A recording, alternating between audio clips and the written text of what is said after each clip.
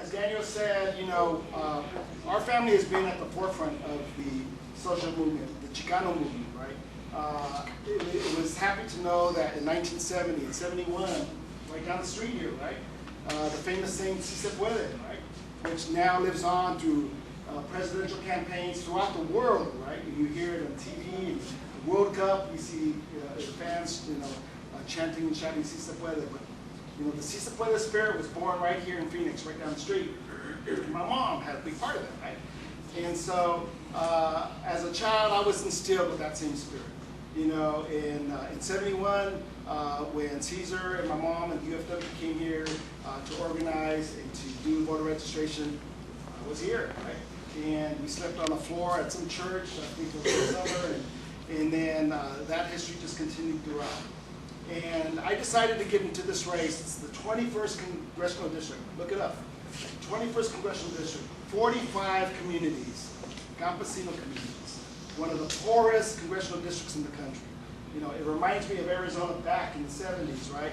And here, you talk about colonias along the Mexican, U.S. border, and they're no different than little towns like Ridge Grove, Early Mart, Pixley, Ucor, Mendota. Right, and I'm sure many of you have family members and friends that are campesinos that still live in the Central Valley. And so we saw this election cycle as a great opportunity because we know that we have to take back the House. And the national implications are humongous, right? When we talk about immigration reform and the need to pass fast-track immigration reform, amnesty for people who have been here for years and years and years. We talk about the Dreamers, the DACA, the DAPA. Just last week, the incumbent that I'm taking on, David Valadao, signed on to the amicus group, right? He voted to have the House Republicans file an argument opposing President Obama's executive order to grant temporary amnesty to the Dreamers. When he was in the state legislature in California, he voted against giving state financial aid to Dreamers because he felt that it was a waste of taxpayer money. But over here he says, for immigration reform, I love Mexicans because they work for me. They work hard, right? But when Donald Trump condemned Mexican Americans, you and me and our brothers and our sisters and our cousins and our family, when Donald Trump called us, drug traffickers and rapists and any other dirty word you can think of, right? We called on Valadao. We said, you need to stand up. You need to stand up for your community, right? Our district is 75% Latino, right? Our district, we have, of the voter base, Latinos have a 10 to 15 point advantage, right? But he never once came out and said, yes, I'm a member of the Republican Party, and yes, I have to go with the party line, but no, I don't agree with Donald Trump and his statements, right? And so we know what we have to continue to fight. Just this week here, you guys are experiencing, what happens when people put up obstacles and try to prevent us from taking our proper role and being represented in the legislature and in the halls of justice, right? And so that's why I got into this race. I feel very comfortable, as Danny said, coming to Arizona because I've done a lot of work here. As a lawyer doing community development, I represented the farm workers in a lot of their housing developments and a lot of their housing, Valley Campesina. I was their general counsel. Danny was still on the board of directors for the Cesar Chavez Foundation. I was their general counsel for 17 years. In '93, when Cesar passed away, I was asked to come back to the union because we really weren't sure what was going to happen with the union. And we wanted to make sure that the union continued and had the resources to continue the good fight. And so I gave a 2-year commitment.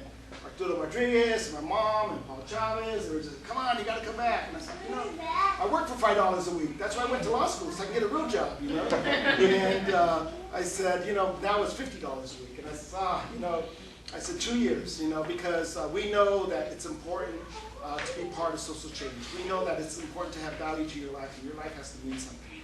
So that 2 years turned into 17 years. And so I was able to represent Chicanos por la Causa here in some of their housing development, the Chinese Cultural Center right down the street, right? It's not limited to Latinos, right? The Chinese Cultural Center. I did a couple of what they call 811, which is special needs housing developments for some of the mental health nonprofit organizations here in Phoenix. Separate and apart from my work with Gloria, You know, Monica Garcia, the Secretary of HUD's a good friend of mine. We cried the last deal. The economy collapsed, the housing market collapsed, and we said, you know, this is going to be the last deal that you're going to be able to work on for years and years and years. But I was very happy to do the work here. We did the same thing in Albuquerque. We went to Texas, of course, Washington State. So, you know, even though I'm from California, we know the importance of the work that we have to do. My mom and Caesar never said, well, you know what?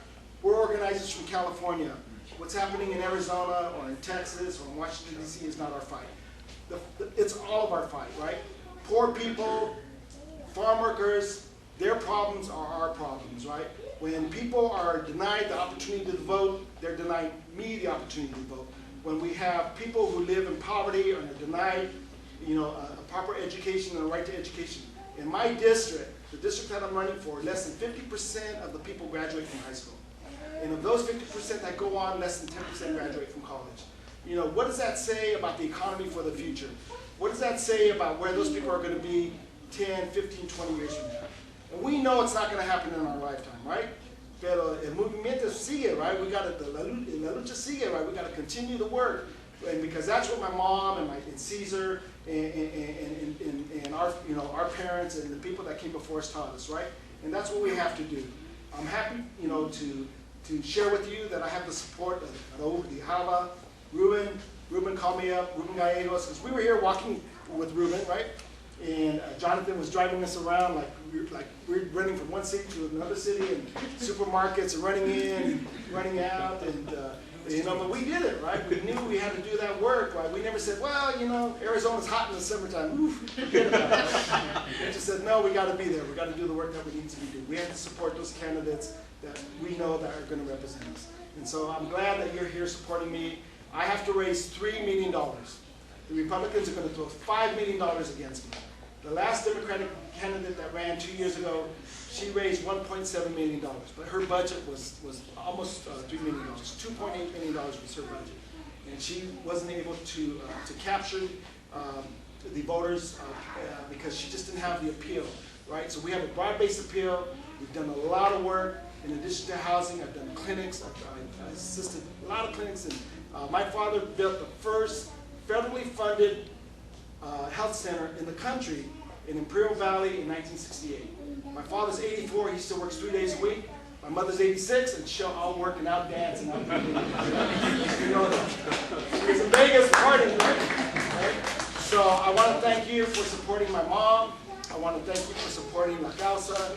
I want to thank you for continuing to take on the good fight and be part of my campaign and to help those legislative representatives that we know that are going to do a good job and fight for us and be able to bring the resources back. And, you know, in 1986, it was the Simpson-Mazzoli bill that gave amnesty to farm workers and to Mexicanos, right? So I'm hoping to have the Huerta bill, right, for immigration reform.